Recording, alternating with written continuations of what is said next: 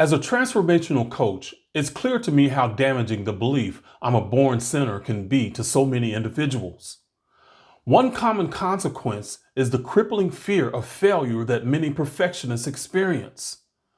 This fear can be paralyzing and often discourages you from taking risks, avoiding the potential for growth and learning that failure can bring.